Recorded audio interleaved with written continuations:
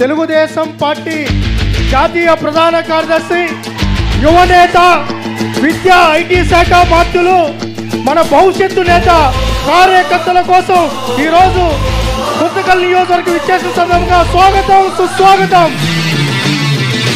జై ఎన్టీఆర్, నారా చంద్రబాబు గారి నాయకత్వం, నారా చంద్రబాబు గారి నాయకత్వం, ఎన్టీఆర్, ఎన్టీఆర్, నారా లోకేష్ గారి నాయకత్వం, నారా లోకేష్ గారి నాయకత్వం.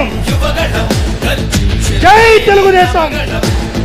స్వర్గీయ నందమూరి తారక రామారావు గారికి జాతీయ ప్రధాన కార్యదర్శి నారా లోకేష్ గారిని మిగతా వేదిక మీద ఉన్న పెద్దల్ని నివాళులు అర్పించవలసిందిగా కోరుకుంటున్నాం.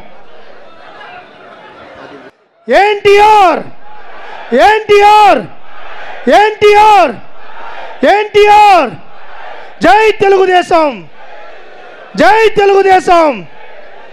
నారా చంద్రబాబు గారి నాయకత్వం, నారా చంద్రబాబు గారి నాయకత్వం, లోకేష్ గారి నాయకత్వం, లోకేష్ గారి నాయకత్వం.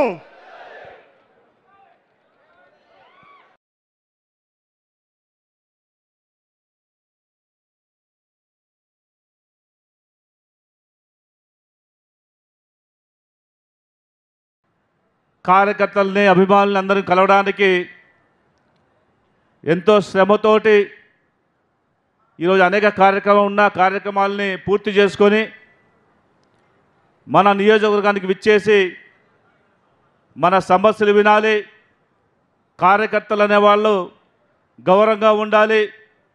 తెలుగుదేశం పార్టీ అంటేనే కార్యకర్తల అవినాభావ సంబంధం ఉన్నటువంటి ఒక పార్టీగా ఈరోజు భారతదేశంలో గుర్తింపు తెచ్చుకుంది. కాబట్టి ఈరోజు ఎక్కడ లేని విధంగా ఒక ప్రాంతీయ పార్టీ, భారతదేశంలో 1 కోటి మంది సభ్యత్వం తీసుకొచ్చినటువంటి ఒక పార్టీగా మనమందరూ గర్వంగా చెప్పుకోటువంటి స్థాయిలో ఈరోజు ఉన్నాం. కాబట్టి ఇలాంటి కార్యకర్తల సంక్షేమం కోసం, ఇలాంటి కార్యకర్తల అలుగుజాడలు నడిచినటువంటి పార్టీ యొక్క అభివృద్ధికి పాటుపడిన మిమ్మల్ని కూడా గౌరవించాలి.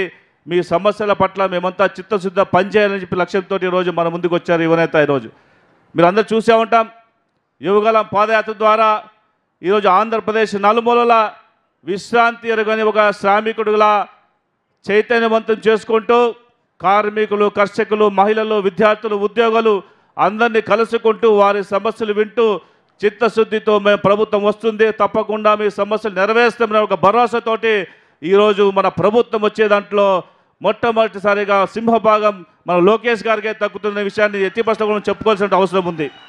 ఈరోజు కార్యకర్తలు అనేవారు లేకపోతే ఏ నాయకుడు కూడా ముందుకు వచ్చేటువంటి అవకాశం ఉండదు, నాయకుడిగా ఎదిగేటువంటి అవకాశం ఉండదు. కాబట్టి ప్రతి నాయకుడు కూడా కార్యకర్తల కష్టాన్ని గుర్తించుకోవాలి. కార్యకర్తల కోసం మనము అహర్నిశలు శ్రమించాలన్నటువంటి ఒక ఆలోచన తీసుకొచ్చి ఈరోజు కార్యకర్తలు ఇంత పెద్ద ఎత్తున తీసుకొచ్చి సమావేశం ఏర్పాటు చేసి వారితో వ్యక్తిగతంగా మాట్లాడేటువంటి అవకాశాన్ని కూడా ఈరోజు మనందరికీ కల్పిస్తున్నటువంటి నారా లోకేష్ గారు ఈరోజు మన మధ్యలో ఉన్నారు.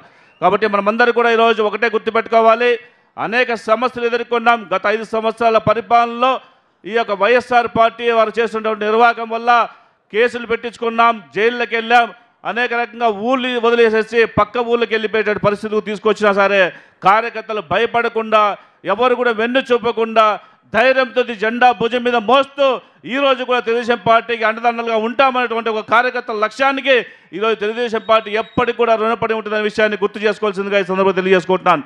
తెలుగుదేశం పార్టీ జాతీయ ప్రధాన కార్యదర్శి శ్రీ నారా లోకేష్ గారికి, వేదికను అలంకరించినటువంటి పెద్దలకు, విచ్చేసినటువంటి కుటుంబ సభ్యులకు హృదయపూర్వక నమస్కారాలు తెలియజేసుకుంటున్నాను. జిల్లా వాసులం మనం ఎప్పుడైనా మాట్లాడొచ్చు, ప్రత్యేక అతిథి మాట్లాడాలి కాబట్టి 2 ప్రధానమైనటువంటి అంశాలని ప్రస్తావించి క్లుప్తంగా ముగించదలుచుకున్నా. రాష్ట్రం ఎన్నికల అనంతరం ఎటువంటి పరిస్థితుల్లో మన చేతుల్లోకి వచ్చింది అని అంటే జీతభత్యాలు ఇవ్వడానికి కూడా ప్రతిరోజు కష్టపడేటువంటి పరిస్థితి. ఉద్యోగస్తులకు జీతాలు ఇవ్వడానికే రాష్ట్రంలో వస్తున్నటువంటి ఆదాయం సరిపోతూ ఉంటే పెండింగ్ ఉన్నటువంటి బకాయిలు, లేకపోతే మన ఆసుపత్రులు, పిల్లలకు పెట్టాల్సినటువంటి చిక్కీలు, కోడిగుడ్లు, లేక మహిళలకు ఇవ్వాల్సిన మధ్యాహ్న భోజన పథకాలు, స్కూళ్ళల్లో పెట్టే మధ్యాహ్నం, ఇవన్నింటినీ కూడా అప్పులు చేసి నడపాల్సినటువంటి పరిస్థితులు. ఆ రోజులు ఇంకా అవి కొనసాగుతూనే ఉన్నా ఈరోజు కేంద్రం అనేటువంటిది మనకు కొంత బాసటగా నిలవడం మూలన బ్రాండ్ చంద్రబాబు నాయుడు అనేటువంటిది ఈరోజు కేంద్రంలో ఉపయోగపడుతోంది. కావున ఇవాళ రాష్ట్రాన్ని నడుపుకోగలుగుతున్నాం. ఇది బ్రాండ్ చంద్రబాబు కేవలం ప్రభుత్వాన్ని నడపడానికే కాదు, రాష్ట్రాన్ని మళ్ళీ పరిశ్రమల్లో గాడిన పెట్టడానికి కూడా ఉపయోగపడతా ఉంది. అది ఎట్లా అనేటువంటి చెప్పే ముందు ఈ జిల్లాకు మొన్నటికి మొన్న చంద్రబాబు నాయుడు గారు వచ్చిపోయారు. వారం తిరగకుండానే మళ్ళీ ఈయన మన దగ్గరకు వస్తున్నాడు. బహుశా ఇంకా మళ్ళీ నిద్రపోనిచ్చే ఆలోచనలు ఉన్నట్లు లేదు ఇద్దరికి. అనంతపురం జిల్లా పట్ల ప్రేమ ఉందంటానికి ఒక ఎగ్జాంపుల్ చెప్తాం. ఆంధ్రప్రదేశ్ రాష్ట్రంలో ఏ ఇరిగేషన్ ప్రాజెక్టుకి పెట్టనంత పెద్ద మొత్తం, అంటే ఉమ్మడి ఆంధ్రప్రదేశ్లో కూడా ఒక ప్రాజెక్టుకి అంత పెద్ద ఎత్తున ఎప్పుడు పెట్టలా 3800 పైన కోట్ల రూపాయల పైన ఒక మన హంద్రీనీవాకు పెట్టారు చంద్రబాబు నాయుడు గారు. ఆయన కూర్చొని బడ్జెట్ ప్రిపేర్ చేస్తున్న రోజునే హంద్రీనీవా పూర్తి చేయడానికి ఎంత అవుతుందో మొత్తం కేటాయించే బాధ్యత మీది. This is no compromise in this, no further discussion in this అని చెప్పారు. అంటే కర్నూలు, అనంతపురం, ఈ రాయలసీమ ప్రాంతం పట్ల ఆయనకున్న కమిట్మెంట్ ఆ ఒక్కటి చాలు. నేను చెప్తున్నాను, ఉమ్మడి రాష్ట్రంలో గత 40-50 సంవత్సరాలలో పోలవరం మినహా ఏ ఒక్క ప్రాజెక్టుకి కూడా అంత పెద్ద ఎత్తున పెట్టలేదు. అది. రెండవది పరిశ్రమలు. ఇక రేపు ఇందాకే చెప్పారు ఎంపీ గారు, పెద్ద దాదాపు 22,000 కోట్ల రూపాయల ప్రాజెక్టు, దాని గురించి డీటెయిల్స్ రేపు మాట్లాడతారు. పెద్ద ఎత్తున మన ప్రాంతంలో రాబోతూ ఉంది. ఇది ప్రభుత్వంలో ఒకవైపు పరుగులు పెట్టిస్తున్నటువంటి పరిస్థితి. ఇక నారా లోకేష్ గారు ఆయన ఏం చేస్తున్నారు? ఏదో పాదయాత్ర అప్పుడు తిరిగాడు, మనకు అన్ని మాటలు చెప్పాడు, మళ్ళీ ఎక్కడ అనేటువంటిదంటే సంవత్సర కాలం పాటు ప్రభుత్వాన్ని నిలదొక్కుకోవడానికి, నిలబెట్టడానికి, సరిదిద్దడానికి చాలా సమయం మా అందరికీ పట్టింది. ఆర్థిక శాఖలో మేమెంత పడ్డామో దానికన్నా ఎక్కువ ఆయన విద్యాశాఖలో పడ్డాడు. అంతకుముందు చదువు రానిటువంటి వాళ్ళు, చదువుకి సంబంధం లేనటువంటి వాళ్ళు, చదువు అంటే ఇష్టం లేనటువంటి వాళ్ళు మంత్రిత్వ శాఖ తీసుకుంటే ఆయనకు చాలామంది సలహా ఇచ్చారు.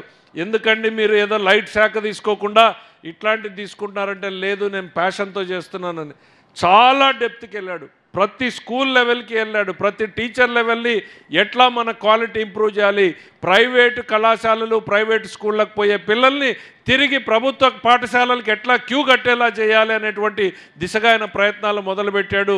అద్భుతమైనటువంటి పనితీరును కనపరుస్తున్నాడు. ఎందుకంటే దగ్గరుండి చూస్తున్నా, నేను పొగడ్తల కోసం చెప్పడం లేదు, వాస్తవాలు చెప్తున్నాను.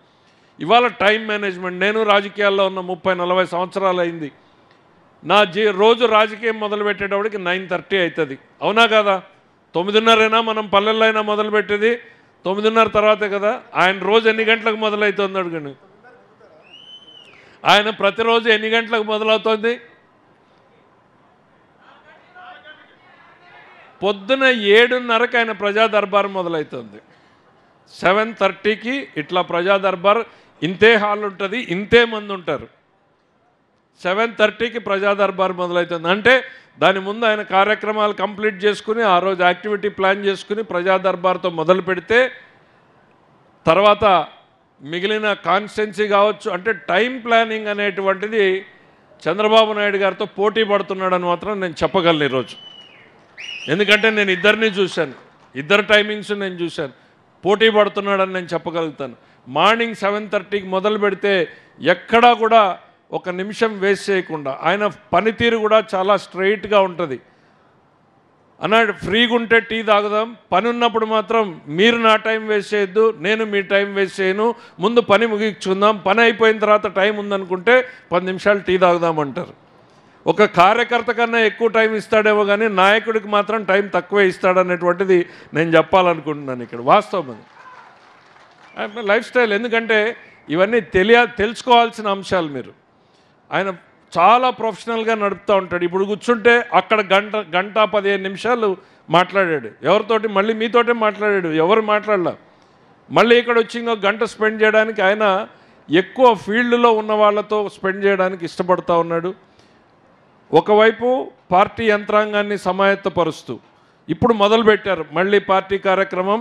గవర్నమెంట్కి 50% టైం ఇస్తే పార్టీకి 50% టైం ఇస్తామనేటువంటిది అటు బాబు గారు ఇటు లోకేష్ బాబు గారు మీరు చూస్తున్నారు. దాని ఫలితమే ఇవాళ పెద్ద ఎత్తున మనం మీటింగులు పెట్టుకోగలుగుతూ ఉన్నాం. పరిశ్రమలు బిగ్గెస్ట్ అచీవ్మెంట్స్ ఇవాళ ఆయన అకౌంట్లోకి వేయాలి అని అంటే ఒక ఫస్ట్ కంపెనీ నేను చెప్పాలనుకుంటే ఆర్స్లర్ మిట్టల్ అనే కంపెనీ ఉంది. అంటే ప్రపంచంలో స్టీల్ మ్యానుఫ్యాక్చరింగ్లోనే అతిపెద్ద ఫ్యాక్టరీల్లో అదొకటి. 2 లక్షల కోట్ల రూపాయలు పెట్టుబడి పెడతామని చెప్పి 3 సంవత్సరాలుగా ఒరిస్సా గవర్నమెంట్ చుట్టూ తిరుగుతూ ఉంటే అక్కడ పని కాలేదు వాళ్ళకి. ఆ న్యూస్ ఈ నోట ఆ నోట ఎట్లనో ఆయన చెవినో చేరితే ఒక వారం లోపలనే వాళ్ళతోటి మీటింగ్స్ ఫిక్స్ చేసి జూమ్ కాల్స్ ఫిక్స్ చేసి వాళ్ళని మాట్లాడుకుని వాళ్ళకి ఏం కావాలి అనేటువంటిది లిస్టు ప్రిపేర్ చేసుకుని నెల తిరగక ముందే ఆర్స్లర్ మిట్టల్ని ఆంధ్రప్రదేశ్లో పెడుతున్నామనేటువంటిది సాధించినటువంటి ఘనత మాత్రం డెఫినెట్లీ మన లోకేష్ గారికి ఇవ్వాల్సినటువంటి అవసరం ఉంది. ఇవ్వడమే కాదు, వాళ్ళకి ల్యాండ్ అలాట్మెంట్ చేయడము, ల్యాండ్ అలాట్మెంట్కి ఒక 2 సంవత్సరాలు పట్టేటువంటి టైం కాదు, మనం రెడీమేడ్ది ఇవ్వాలని చెప్పి రెడీగా ఉన్నటువంటి వాళ్ళకి హ్యాండ్ ఓవర్ చేస్తే ఇవాళ 2 లక్షల కోట్ల రూపాయల ఫ్యాక్టరీ కళ్ళ ముందు వస్తుంది. టీసీఎస్ మీరు మొన్ననే పేపర్లో చూస్తుంటారు. వాళ్ళకి మనం ఇప్పుడు పోటీ పడాలంటే పడాల్సింది ఎవరితోటి? బాంబే, మహారాష్ట్ర, పూణే, హైదరాబాద్, బెంగళూరులతో పోటీ పడాలంటే ఇంకా అమరావతికి ఆ స్థాయికి ఎదగలేదు, విశాఖపట్నం ఎదగలేదు. వాళ్ళకి ఏదో ఒక రకంగా పట్టుకురావాలని చెప్పి వాళ్ళకి ల్యాండ్ అలాట్మెంట్ ఇప్పించారు. ఆయన పట్టుబట్టారు. క్యాబినెట్లో మేము అందరం కూడా దాని మీద డిస్కషన్ జరిగితే ఆయన ఒక్కడే సోల్ బ్యాటింగ్ చేశాడు. లేదు, ఈ కారణం చేత మీరు తక్కువ రేటుకి ఇవ్వండి, వాళ్ళు ఇంతమంది ఉద్యోగాలు ఇస్తున్నారు అనేటువంటిది క్యాబినెట్లో పట్టుబట్టి ఆయన వాళ్ళకి అలాట్ చేస్తే ఇవాళ పెద్ద ఎత్తున ఒక 15,000 మంది ఎంప్లాయీస్ని వాళ్ళు కమిట్ చేసేటువంటి పరిస్థితి వచ్చింది. సో మన విండ్ సోలార్ ప్రాజెక్ట్ ఈరోజు 22,000 కోట్లతో ఈ ప్రాంతంలో వస్తున్నటువంటి ప్రాజెక్టు. మరి ఇంకా ఇతర ప్రాంతాల్లో కూడా ఈ విండ్ సోలార్ ప్రాజెక్టులకి పెద్ద ఎత్తున ఆయన చేస్తున్నాడు. అంటే టైం డివిజన్ పర్ఫెక్ట్గా చేసుకుంటున్నాడని చెప్పడానికి ప్రయత్నం చేస్తున్నారు. మార్నింగ్ 7:30 to 9 మీరు పోతే కలవడం అనేటువంటిది ఉండదు. ప్రజా దర్బార్ ఉన్న రోజున పట కలుస్తున్నాడు.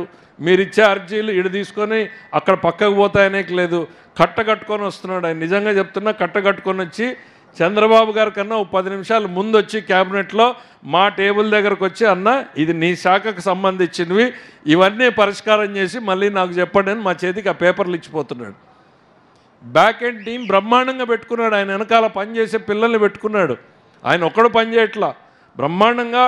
ఇవాళ నేను 40 ఏళ్లలో పార్టీలో ట్రాన్స్ఫర్మేషన్ చూసి చెప్తున్నా. ఆయన back end team, time division. రాత్రి 12 గంటలకు కూడా మెసేజ్ వస్తుంది, రేపు పెండింగ్ ఇష్యూలు ఉన్నాయి మీ శాఖలోని. ఇవాళ పొద్దున్నే 7:20కి అనుకుంటా ఫస్ట్ మెసేజ్ వచ్చింది ఆయన దగ్గర నుంచి. మీరు ఇందాక కాలేజీలు అడుగుతూ ఉన్నారా? మీరు కాలేజీలు అడుగుతూ ఉంటే నాకు గుండెదాడ పెరుగుతూ ఉంటుంది. ఇప్పటికే ఈరోజు మార్నింగ్ ఆయన చాలా పెద్ద లిస్ట్ ఇచ్చాడు ఎడ్యుకేషన్లో ఎన్ని పెండింగ్ ఉన్నాయని. నేను ఇంక ఏమీ చెప్పలేక ఒక మీటింగ్ పెట్టుకుని చెప్తాను బాబు అని చెప్పి రిప్లై ఇవ్వాల్సినటువంటి పరిస్థితి వచ్చింది. అంత పెద్ద లిస్ట్ ఇచ్చాడు ఆయన పొద్దున్నే. అంటే ఎక్కడా కూడా ట్రాన్స్మిషన్ లాస్ లేదు. పని అవ్వచ్చు అవ్వకపోవచ్చు, కొంచెం లేట్ కావచ్చు, కానీ ట్రాన్స్మిషన్ లాస్ ఎక్కడా కూడా లేదు. పర్ఫెక్ట్గా చేసుకుంటున్నాడు, మానిటర్ చేస్తున్నాడు. రిప్లై రాకపోతే అన్న మీ దగ్గర నుంచి ఇంకా ఇన్ని పెండింగ్ ఉన్నాయనేటువంటిది చెప్పే ప్రయత్నం చేస్తున్నాడు. ఓవర్ నైట్ సిస్టమ్ మారదు. పార్టీని ఇవాళ ప్రభుత్వాన్ని అనుసంధానం చేయాలి. పార్టీలో ఉన్నటువంటి కార్యకర్తల మనోభావాల అనుగుణంగా మనం ప్రభుత్వ నిర్ణయాలు రావాలి. వాళ్ళకున్నటువంటి సమస్యల్ని కూడా ప్రభుత్వంలో ఉన్నటువంటి మనం పరిష్కారం చేయాలి. ఈ రెండింటినీ ఎట్లా మర్జ్ చేయాలనేటువంటి దాని మీద ఆయన పనిచేస్తూ ఉన్నాడు. అందులోనే ప్రజా దర్బార్లు కావచ్చు, లేకపోతే ఇక్కడ వచ్చేటువంటి కార్యక్రమాలు కావచ్చు, ఇవన్నింటినీ కూడా సద్వినియోగం చేసుకుని మరో 30 ఏళ్ల పాటు ఈ తెలుగుదేశం పార్టీకి ఒక బలమైనటువంటి నాయకత్వాన్ని తయారు చేసే పనిలో ఆయన ఉన్నాడు. ఆయన్ని మనం అందరం కూడా సమర్థించాలని చెప్పి కోరుకుంటూ, ఈ అవకాశాన్ని మీరు సద్వినియోగం చేసుకోవాలని చెప్పి కోరుకుంటూ సెలవు తీసుకుంటా. జై హింద్, జై తెలుగుదేశం. జోహార్ ఎన్టీఆర్, జోహార్ ఎన్టీఆర్. వేదిక ముందున్న తెలుగుదేశం కుటుంబ సభ్యులకు, ఇక్కడికి వచ్చిన ప్రతి ఒక్కరికి పేరు పేరు నా హృదయపూర్వక ధన్యవాదాలు.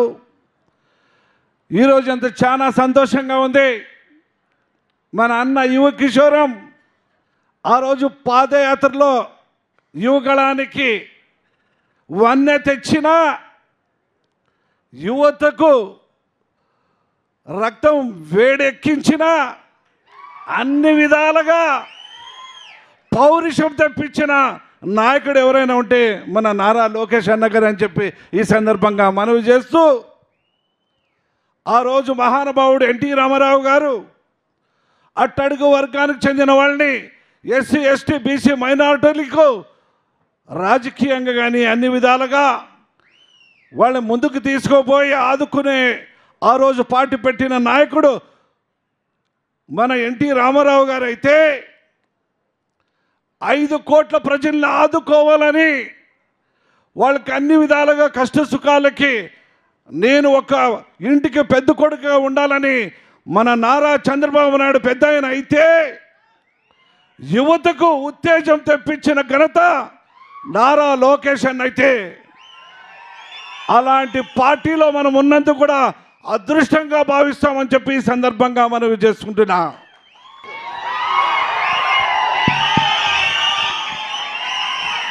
జై తెలుగుదేశం, జై తెలుగుదేశం. చంద్రబాబు నాయుడు గారి నాయకత్వం, చంద్రబాబు నాయుడు గారి నాయకత్వం. జోహార్ అన్న ఎన్టీఆర్, జోహార్ అన్న ఎన్టీఆర్. వచ్చింది మిమ్మల్ని కలిసేదానికి. ఆనాడు పాదయాత్రలో కార్యకర్తలందరూ నేను హామీ ఇచ్చా, నియోజకవర్గానికి వచ్చినప్పుడు ప్రభుత్వం తరపున ఏమైనా కార్యక్రమం చేయాలనుకున్నప్పుడు ముందు కార్యకర్తలు కలిసిన తర్వాతనే ఆ కార్యక్రమానికి వెళ్తానని చెప్పాం. రేపు శంకుస్థాపన వేస్తున్నాం. 22,000 కోట్ల పెట్టుబడి 2 జిల్లాలకి రాబోతుంది. ఆ కార్యక్రమానికి మన నియోజకవర్గానికి వస్తున్నాను కనుక ముందు రోజు వచ్చి కార్యకర్తల్ని కలవాలని నిర్ణయించుకున్నా. ఇచ్చిన హామీ మేరకు ఈరోజు మీ లోకేష్ మీ ముందర నిలబడటం జరుగుతుంది. 2019 ఎన్నికల్లో మనం ఓటమి చెందాం. కానీ గెలిచిన శాసనసభ్యులందరూ కేశవన్న కానీ, అనగాని సత్యన్న కానీ, గొట్టుపాటి రవన్న కానీ, మిగతా నాయకులందరూ కూడా ఆనాడు శాసనసభ సాక్షిగా చంద్రబాబు నాయుడు గారు అనేక మాటలు అన్నారు. చంద్రబాబు నాయుడు గారు ఆనాడు రాజధాని విషయం వచ్చినప్పుడు నేను కౌన్సిల్ సభ్యుడిని. కౌన్సిల్కి ఆయన వచ్చి పైన కూర్చున్నారు గ్యాలరీలో. ఆ ఫోటో ఇప్పుడు కూడా ఉంది. పొద్దున స్వామి గారు చూపించా. వైకాపా శాసనసభ్యులు ఆయన చుట్టుముట్టడానికి ప్రయత్నించారు, అవమానించడానికి ప్రయత్నించారు.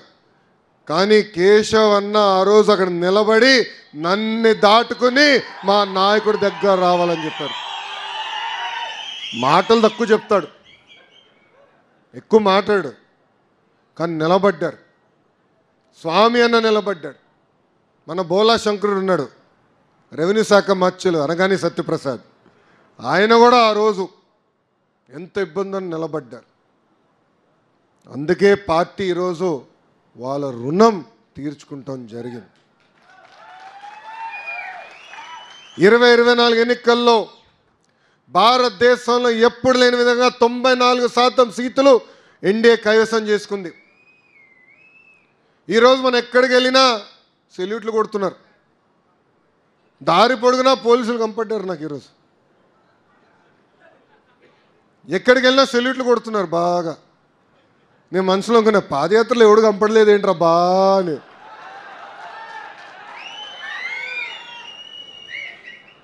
వచ్చారంటే ఉత్తరం పట్టుకుని వచ్చారు, love letter.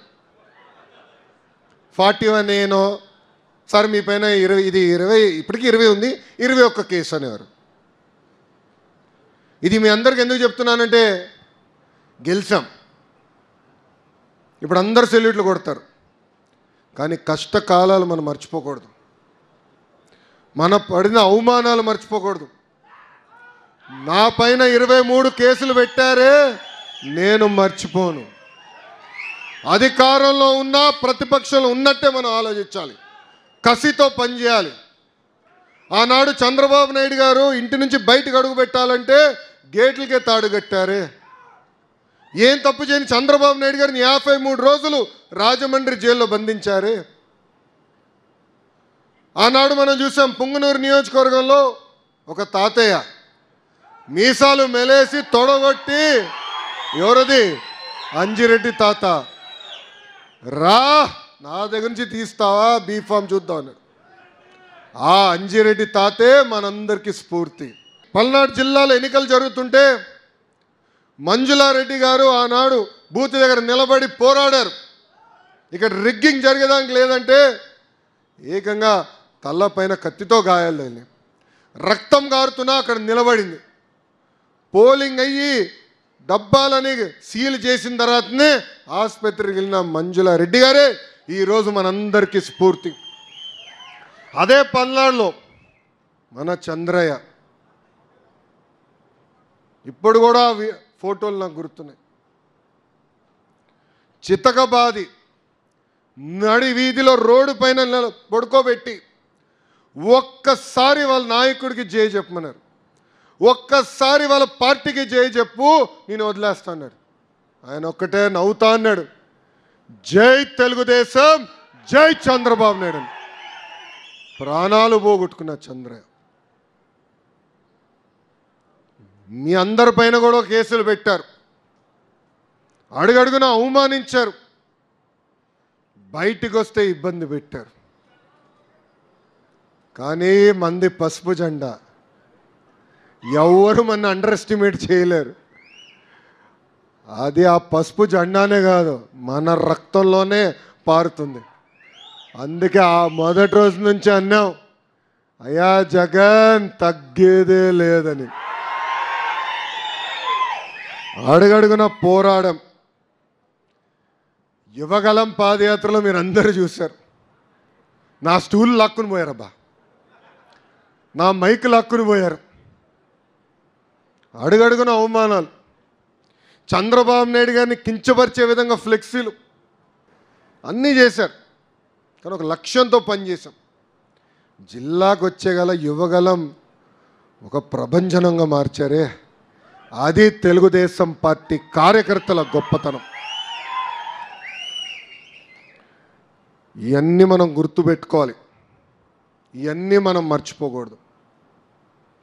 Cluster unit booth సభ్యులు మీరందరూ, గ్రామ పార్టీ అధ్యక్షులు, మండల పార్టీ అధ్యక్షులు, అనుబంధ విభాగాలు ఆనాడు అందరూ కష్టపడ్డారు, గడప గడప దొక్కారు. చంద్రబాబు నాయుడు గారు ఒక కార్యక్రమానికి పిలిపిస్తే పరిగెత్తుకుంటూ వెళ్ళి పనిచేశాం. దాని ఫలితమే 94% సీట్లు. ఆనాడు బాబు సూపర్ 6 హామీలు ఇచ్చాం, మేనిఫెస్టో విడుదల చేశాం. హామీల గురించి కూడా మాట్లాడుకోవాలి. భారతదేశంలోనే ఏ రాష్ట్రం ఇవ్వని విధంగా వృద్ధులకి మనం నెలకి 4,000 రూపాయలు ఇస్తున్నాం, వికలాంగులకి 6,000 రూపాయలు ఇస్తున్నాం, బెడ్కే పరిమితమైన వాళ్ళకి 15,000 రూపాయలు మన ప్రభుత్వం ఇస్తుంది. ఛాలెంజ్ చేయాలా, ఆ దొంగ పార్టీ నాయకులకి కార్యకర్తలకి ఛాలెంజ్ చేయాలా. అరే 1,000 రూపాయలు పెంచడానికి మీకు 5 సంవత్సరాలు పట్టిందే, అదే 1,000 రూపాయలు 5 నెలలు కాదు, 5 వారాలు కాదు, ప్రభుత్వం వచ్చిన వెంటనే పెంచి చూపించింది ఎన్డీఏ కూటమి. పాదయాత్రలు చూసే ఎక్కడికి వెళ్ళినా గుంతల రోడ్డు, వర్షం పడితే ఇంక అయిపోయింది పరిస్థితి. నడుస్తుంటే గుంత ఎక్కడుందరా బాబుని ఎత్తుక్కునే పరిస్థితి. గుంతలు పూడ్చేదానికే కేశవన్న 2,000 కోట్ల రూపాయలు ఖర్చు పెట్టించాడు, ఉన్న గుంతలు పూడ్చేదానికి. అది చేసాం. మూసేసిన అన్న క్యాంటీన్లు తిరిగి ప్రారంభించాం. దీపం పథకం ద్వారా ఇప్పటికీ 1 కోటి మందికి ఉచితంగా గ్యాస్ సిలిండర్లు అందజేశాం. పాలిట్ బ్యూరో మీటింగ్లో కూడా చర్చించాం. ఇంకా గ్యాస్ సిలిండర్ లింక్ కాదు, 4 నెలలకు ఒకసారి 800 రూపాయలు నేరుగా మహిళల అకౌంట్లో వేయాలని నిర్ణయించుకున్నాం. అది కూడా అమలు చేస్తాం. ఇంకా తల్లికి వందనం, అన్నదాత సుఖీభవ జూన్ మాసంలో కూడా కూటమి ప్రభుత్వం అందజేయబోతుందని మీ అందరికీ తెలుపుతున్నాం. మనం మమేక్యం అవ్వాలి, ప్రజల దగ్గరికి వెళ్ళాలి. కుటుంబ సాధికార సారథులు కానివ్వండి, బూత్ అధ్యక్షులు కానివ్వండి, యూనిట్ అధ్యక్షులు కానివ్వండి, క్లస్టర్ అధ్యక్షులు కానివ్వండి, విలేజ్ మండల అధ్యక్షులు అందరం నెలకు ఒక్కసారి పెన్షన్ ఇచ్చేటప్పుడు వెళ్ళి మమేక్యంగా మాట్లాడి 4,000 రూపాయలు ఇస్తున్నాం, ఇబ్బందులను ఇస్తున్నాం, ఇచ్చిన మాట మనం నిలబెట్టుకున్నాం చెప్పాల్సిన బాధ్యత మనందరిపైన ఉంది. మనం చేస్తున్న సంక్షేమ కార్యక్రమాలన్నీ మనం ప్రజల్లోకి తీసుకెళ్లాల్సిన అవసరం చాలా చాలా ఉంది. ఇంకో పక్కన ఉద్యోగాలు, యువకులు ఆశలు పెట్టుకుని మనం గెలిపించాం. అందుకే మన ప్రభుత్వం అధికారంలోకి వచ్చిన తొలి సంతకం డిఎస్సి మనం పెట్టాం. గడిచిన 40 సంవత్సరాలు 80% టీచర్ పోస్టులు మన ప్రభుత్వమే భర్తీ చేసింది. ఈరోజు మెగా డిఎస్సి పెట్టాం. 16,347 పోస్టులకి డిఎస్సి ఏర్పాటు చేస్తున్నాం. జూన్ మాసం నుంచి ఎగ్జామ్స్ మొదలవుతున్నాయి. దాంట్లో కూడా కొత్త కాంట్రవర్సీ పెడుతున్నారు కొంతమంది. వైకాపాలకు పనిపాటు లేదు. సుప్రీంకోర్టు వరకు వెళ్ళారు ఈరోజు డిఎస్సి ఆపేదానికి. దేవుడి దేవల ఆగదనుకుంటున్నాం. ఎందుకంటే బలమైన నోటిఫికేషన్ మనం ఇచ్చాం. టైం పెంచాలంటున్నారు. అరే సిలబస్ నేను పోయిన డిసెంబర్లో ఇచ్చా. పాపం జగన్మోహన్ రెడ్డి గారు సిలబస్ అంటే ఏంటో తెలియదులే. 7 నెలలు సమయం మనం ఇచ్చాం. పద్ధతి ప్రకారం డిఎస్సి ఇస్తున్నాం. జాబ్ నోటిఫికేషన్ ఇస్తాం. పెద్దలు అన్నట్టు పెద్ద ఎత్తున పెట్టుబడులు పరిశ్రమలు తీసుకొస్తున్నాం. ఈరోజు సోలార్ విండ్ కంపెనీలు వస్తే మనకేంటి అనుకోవచ్చు. టెక్నీషియన్లు కావాలి, మెయింటెనెన్స్ చేయాలి, పిల్లలకి స్కిల్ అప్గ్రేడేషన్ చేయించాల్సిన బాధ్యత నా పైన ఉంది. రేపు యజమానం కూడా చెప్తా, ఓనర్లకు చెప్తా, కంపల్సరీ లోకల్స్కే మీరు ఉద్యోగం 100% ఇవ్వాలని. కంపెనీలు ఎందుకు తెస్తామండి? మన పిల్లలకు ఉద్యోగాలు కల్పించడానికి, పెట్టుబడులు తీసుకొచ్చాం, ప్రయత్నిస్తున్నాం. కారణం ఏంటంటే మన బిడ్డలకి ఉద్యోగాలు రావాలి, స్థానికులకే ఉద్యోగాలు రావాలనేది ఒక లక్ష్యంగా పెట్టుకుని పని చేస్తున్నాం. యావత్ భారతదేశంలోనే ఏ ప్రాంతీయ పార్టీ లేని బలం ఒక తెలుగుదేశం పార్టీకే ఉంటుంది. అదే తెలుగుదేశం పార్టీ కార్యకర్తలు. విశ్వవిఖ్యాత నట సార్వభౌమ స్వర్గశ్రీ నందమూరి తారక రామారావు గారు ఏ ముహూర్తంలో పార్టీ స్థాపించారో తెలియదు, కానీ ఆ పునాది మామూలుది కాదు. పునాది మామూలుది కాదు. మనల్ని కొట్టినా, ఆనాడు కాంగ్రెస్ వాళ్ళు మనం చంపినా భయపడలా, పోరాడాం, తిరిగి మన ప్రభుత్వం మనం తెచ్చుకున్నాం. అది ఇక్కడున్న తెలుగుదేశం పార్టీ కార్యకర్తల గొప్పతనం. కానీ కార్యకర్తలు కూడా 2 విషయాలు కోరాలనుకున్నాం. మొదటిది, 151 సీట్లు 11 అయినాయి. దానికి కారణం అహంకారం. అహంకారం వద్దండి. ఓర్పు సహనంతో సమాధానం చెప్దాం. కార్యకర్తలందరికీ మళ్ళీ నా విన్నపం, మీ అందరికీ ఇప్పుడు ఒక యాప్ వస్తుంది. టెలిగ్రామ్ లేదు, ఇది లేదు, సింగిల్ యాప్లో తీసుకొస్తా, వివరాలన్నీ మళ్ళీ చెప్తా. దాని ద్వారా మీరు చేస్తున్న పనులు మాకు తెలిసిపోతాయి. డోర్ టు డోర్ ఎన్ని వేదికమైన మా చుట్టూ తిరుగుతాం కాదు, ప్రజల చుట్టూ తిరగండి. మిమ్మల్ని ఎత్తుక్కుంటూ వచ్చే బాధ్యత తెలుగుదేశం పార్టీ తీసుకుంటుంది. రెండోది, మన కార్యకర్తలు మనందరికీ, నాతో సహా ఉన్న ఒక జబ్బు ఉంది రా భయ్. ఆ జబ్బు పేరేంటో తెలుసా? అలక. ఏంటది? అలక. మనం అనుకుందా అవ్వకపోవచ్చు. దేవుడు కూడా అందరి వరాలు తీర్చలేడు. మనం అలుగుతాం, వెళ్ళి ఇంట్లో పడుకుంటాం. ఎట్లా రా భయ్ ఇది? నేను మన ఆవిర్భావ దినోత్సవం అప్పుడు చెప్పా, జగన్ గారితో ఎంత పోరాడామో 3 రెట్లు ఎక్కువ తెలుగుదేశం పార్టీలో నేను పోరాడా. ఒక జాతీయ ప్రధాన కార్యదర్శిగా, పాలిట్ బ్యూరో సభ్యుడిగా సంస్కరణల గురించి, పార్టీలో మార్పులు తీసుకొచ్చినాక అహర్నిశలు పోరాడా. నేను నమ్ముకున్న దానికోసం వదిలిపెట్టాను. 10 మందితో మాడతా, 20 మందితో మాడతా, చర్చిస్తా, బాబుగారిని ఎట్లా ఒప్పించాలి రాబోయే అని మేము అందరం మాడుకుంటాం, వదిలిపెట్టాం. అది మనం చేయాలి. మండల పార్టీ అధ్యక్షులు ఉన్నారు, క్లస్టర్ యూనిట్ బూత్లు ఉన్నారు, చర్చిద్దాం, మాడదాం. మనకి జిల్లా పార్టీ అధ్యక్షులు ఉన్నారు, పార్లమెంట్ పార్టీ అధ్యక్షులు ఉన్నారు, జోనల్ కోఆర్డినేటర్ ఉన్నారు, ఇన్ఛార్జ్ మంత్రి ఉన్నారు. అందరం మీకోసం పనిచేసాం ఉన్నాం. ఇన్ఛార్జ్ మంత్రి గారు ఇంకా రావాల్సిన అవసరం ఉంది ఎక్కువ. ప్రతి నెలకు ఒకసారి రావాలి. నేను భరత్ కూడా క్లియర్గా చెప్తాను. వస్తారు, కూర్చుంటారు. నేను ఎట్లయితే మిమ్మల్ని కలుస్తున్నానో అదేవిధంగా ఆయన కలుస్తాడు. మీ సమస్యలు తీర్చే బాధ్యత కూడా ఆయన తీసుకుంటాడు. ఇలా మనం కూర్చుని మాడదాం, చర్చించుకుందాం, మన సమస్యలు మనం పరిష్కరించుకుందాం. అంతేగాని అలక ఉండదు. ఎవరైనా అలిగారంటే నేను కర్ర పట్టుకుని ఇంటికి వస్తారు. అబ్బాయి నేను చెప్తున్నా, ఇంక అలిగేదానికి లేదు. ఎందుకంటే 5 సంవత్సరాలు నరకం అనుభవించాం. అది మర్చిపోద్దండి. అడుగడుగున అవమానించారు, కేసులు పెట్టారు, వెంటాడారు, మన కార్యకర్తలను చంపారు. అది మనం మర్చిపోకూడదు. అట్లా ఉండాలి తప్ప ఏదో అయిపోయింది, ఏదో తప్పు అయిపోయిందని ఇంట్లో పడుకోకూడదని కార్యకర్తలందరికీ నేను తెలియజేస్తున్నాను. ఇంకో పక్కన ఇప్పుడు కమిటీలన్నీ కుటుంబ సాధికార సారథులు, మన బూత్ కమిటీలు, యూనిట్ కమిటీలు, క్లస్టర్ కమిటీలు, గ్రామ మండల కమిటీలు అన్నీ వేసుకోవాలి.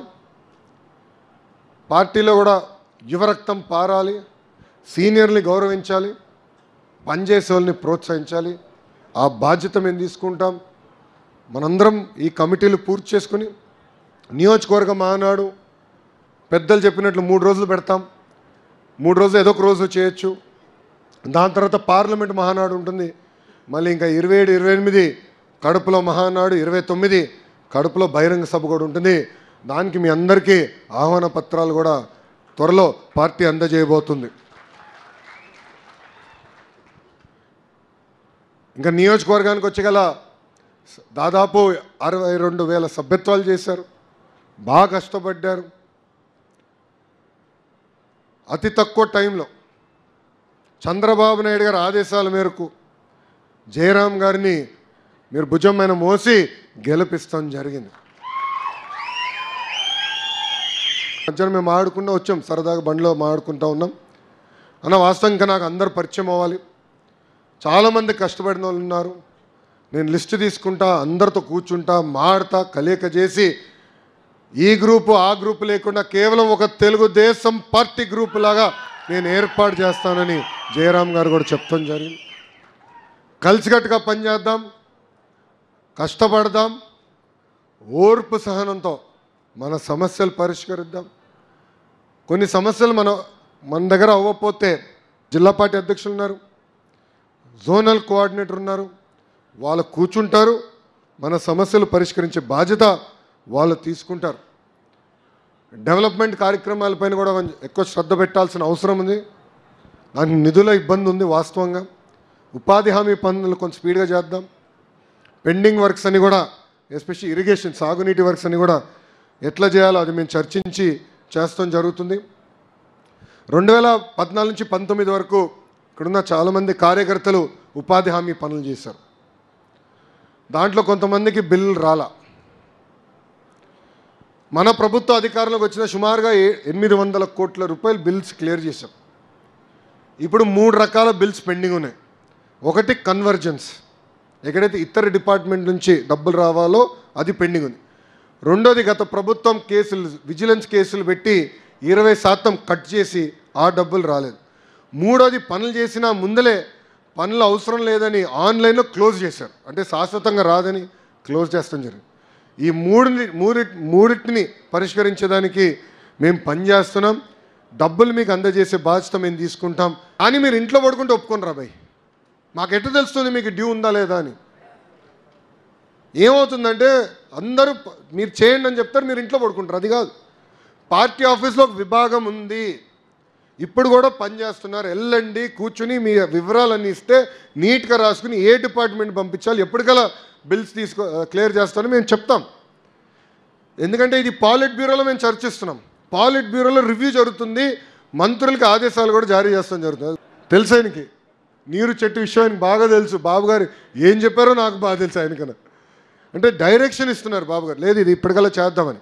చాలా సీరియస్గా తీసుకుంటున్నాం. దయచేసి ఇది మీరు మొదటిది చేయాలి. రెండోది కేసులండి. అధికారంలోకి వచ్చామని కేసులు మర్చిపోతాం కాదు, మన మెడకు చుట్టేసి వదిలేశారు. ఏమైనా పొరపాట్లు జరిగితే గట్టిగా లాగుతారు. అవన్నీ దొంగ కేసులు. నా పైన 23 కేసులు పెట్టారండి. ఎవరన్నా చంపబోయానంట, నేను ఏం చేయాలి చెప్పు. SC/ST అట్రాసిటీ కేసు కూడా పెట్టేశారు నా పైన. చివరికి ట్రాక్టర్ ర్యాష్ డ్రైవింగ్ కేసు కూడా పెట్టారు. మరి ట్రాక్టర్ ర్యాష్ డ్రైవింగ్ చేయొచ్చని నాకు తెలియదు, ఆ కేసు కూడా పెట్టారు. ఈరోజు హోంమంత్రి గారి నాయకత్వంలో ప్రతి వారం మేడం గారు పార్టీ ఆఫీస్కి వస్తున్నారు, అనిత గారు వస్తున్నారు. ఎందుకంటే అనిత గారి పైన కూడా SC/ST కేసు ఉంది. సో మేడం గారు వచ్చి అక్కడ అన్ని కేసులు తీసుకుని ఇప్పటికీ పార్టీకి సుమారుగా 2,800 దొంగ కేసుల వివరాలు వచ్చినాయి. 17,000 మంది కార్యకర్తలు ఆ కేసులో ముడిపడి ఉన్నారు. ఆ కేసులన్నీ ఇప్పుడు క్లియర్ చేస్తున్నాం. దాంట్లో సగం పైన కేసులు ఇప్పటికీ క్లియర్ చేశాం. ఒక్కొక్క కేసు ఒక్కొక్క స్టేజ్లో ఉంటుంది. చంద్రబాబు నాయుడు గారు మాకు స్పష్టంగా చెప్పింది ఏంటంటే, దొంగ కేసులు ఎవరిపైన పెట్టారో అది డిసెంబర్ లోపల ఎట్టి పరిస్థితుల్లో అన్నీ క్లియర్ చేయాలని మాకు ఆదేశాలు జారీ చేశారు.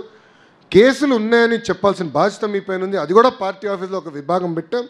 కేసు వివరాలు మీరు తెలియజేయండి, కేసులు తీపించే బాధ్యత మేము తీసుకుంటామని ఈ సభాముఖ కార్యకర్తలందరికీ నేను హామీ ఇస్తున్నాను. ఇట్లా ఒక్కొక్క సమస్య మనం పరిష్కరించుకు ముందరికెళ్దాం, కలిసికట్టుగా పనిచేద్దాం. గ్రామంలో వచ్చే పనులని కూడా, ఉపాధి హామీ పనులు కూడా ఎమ్మెల్యే గారు ఇక్కడ ఉన్నారు, గ్రామ పార్టీ తీర్మానం చేస్తారు, కూర్చుంటారు. కొత్త కమిటీలు వచ్చిన తర్వాత ఎవరు చేయాలి, ఎలా చేయాలి వాళ్ళు మాట్లాడుకుని చేస్తారు. దానికి అన్ని రకాలుగా మేము సహకరిస్తామని కార్యకర్తలందరికీ నేను తెలియజేస్తాం జరుగుతుంది. కలిసికట్టుగా పనిచేద్దాం, కలిసికట్టుగా ముందరికెళ్దాం. అధికారంలోకి వచ్చామని అలసత్వం ఉండకూడదు, అధికారంలో వచ్చామని మన ఇంట్లో పడుకునేది ఉండదు. అన్న చెప్పారే, నేను అదే అనుకుంటున్నా. ప్రతిపక్షంలో పనిచేసాం, ఎందుకు పనిచేసామంటే ఇంకెక్కువ పని చేసినాక పని చేసినట్టున్నాం. బాబు గారు వదిలిపెట్టట్లేదు మమ్మల్ని. నిన్న మమ్మల్ని రాత్రి 11ంటికి వదిలిపెట్టాడు ఆయన. నేను రాత్రి 11 అయింది, ఇది మాకు. బాబు గారు వచ్చి పడుకుని 1 గంట అయింది. మమ్మల్ని 11ంటికి మీరు వెళ్ళండి, లేట్ అయిందన్నారు. వెళ్ళి భోంచేయండి అని చాలా స్మూత్గా చెప్పాడు ఆయన. 11 వరకు పాలిట్ బ్యూరో అయింది, దాని తర్వాత మహానాడు రివ్యూ అయింది, ట్రైనింగ్ ప్రోగ్రామ్కి వెళ్ళారు ఆయన. తెలంగాణలో భద్రాచలంలో మన టీఎన్టీయూసీలో యూనియన్ గెలిస్తే వాళ్ళతో మీటింగ్ చేశాడు ఆయన. ఇట్లా పనిచేస్తున్నారు. ఆయన తాపత్రయం కూడా ఒకటే, పొలిటికల్ గవర్నెన్స్ ఉండాలా. గతంలో అధికారంలోకి వచ్చినప్పుడు కార్యకర్తలు దూరం అవుతున్నాం, అట్లా జరగకూడదు. కార్యకర్తల దగ్గర ఉండాలి, మనోభావాలు తెలుసుకోవాలి, సమస్యలు పరిష్కరించుకోవాలనేది ఒక లక్ష్యంగా పెట్టుకుని మేము అందరం పనిచేస్తున్నాం. మేము కూడా మనుషులమే, లోకేష్ మనిషే. 10 నిర్ణయాలు 3 తప్పు అవుతాయండి, 3 తప్పు అవుతాయి. అరే బాబు నువ్వు తప్పు చేస్తున్నావు, తమ్ముడు నువ్వు తప్పు చేస్తున్నావు, అన్న నువ్వు తప్పు చేస్తున్నావు చెప్పాల్సిన బాధ్యత కార్యకర్తలపైన ఉంది. సరిదిద్దుకునేదానికి తెలుగుదేశం పార్టీ సిద్ధంగా ఉందని మీ అందరికీ సభాముఖంగా తెలియజేస్తున్నాం. అంతేగాని ఆలక్క అనేది ఉండకూడదండి. కష్టపడదాం, తృప్తి కలుగుతుంది. ఎందుకు చెప్తున్నా అంటే, మొన్న మురళీ నాయక్ అంత్యక్రియలకు వెళ్ళా. వాళ్ళ తండ్రి శ్రీరామ్ నాయక్ని కలిసినప్పుడు వాళ్ళ అన్న తమ్ముళ్ళని పరిచయం చేస్తూ నేను వాళ్ళతో మాట్లాడితే ఒక ఆయన అన్నాడు, ఎక్కడ పని చేస్తున్నారన్నా అంటే, నేను కియాలో పనిచేస్తున్నాను బాబు అన్నాడు. గర్వంగా అనిపించింది. ఆనాడు ఒక ఇత్తనం వేస్తే ఈ స్థాయికి వచ్చిందే, అది తెలుగుదేశం పార్టీ గొప్పతనం. మన ప్రాంతానికి అభివృద్ధి చేయాలి, అందరం కలిసికట్టుగా పనిచేయాలి. మన ప్రాంతానికి సోలార్ విండ్తో పాటు ఇతర పరిశ్రమలు తీసుకురావాలని నాకు బాగా తెలుసు. తీసుకొస్తాం, హోంవర్క్ చేస్తున్నాం, చాలా కష్టపడుతున్నాం. ఎవరు లైట్గా తీసుకోవట్లేదు. మన జాతీయ అధ్యక్షుల వారు 75 సంవత్సరాల వయసులో అంత కష్టపడితే మనం ఇంకెంత కష్టపడాలి. పని చేద్దాం, ఎంజాయ్ చేద్దాం. పార్టీ అడిగేది నెలకి 2-3 రోజులు మ్యాక్స్, దానికన్నా ఎక్కువ అడగట్లే. ఆ 2-3 రోజులు ఇచ్చిన బాధ్యతలు నిర్వహిద్దాం, సరదాగా చేద్దాం, నవ్వుతూ చేద్దాం, బాధ్యతగా చేద్దాం, కలిసికట్టుగా పని చేద్దాం. ఏదైతే ఒక లక్ష్యంగా పెట్టుకుని రాష్ట్రాన్ని అభివృద్ధి చేద్దాం అనుకున్నాం, సంక్షేమం అందజేద్దాం అనుకున్నామే, అది కలిసికట్టుగా చేయాలని ఇక్కడున్న కార్యకర్తలందరూ నేను కోరుకుంటూ, చివరిగా మళ్ళీ నేను మీ అందరికి విజ్ఞప్తి చేస్తున్నాం. అధికారం వచ్చిన అజం ఉండకూడదు.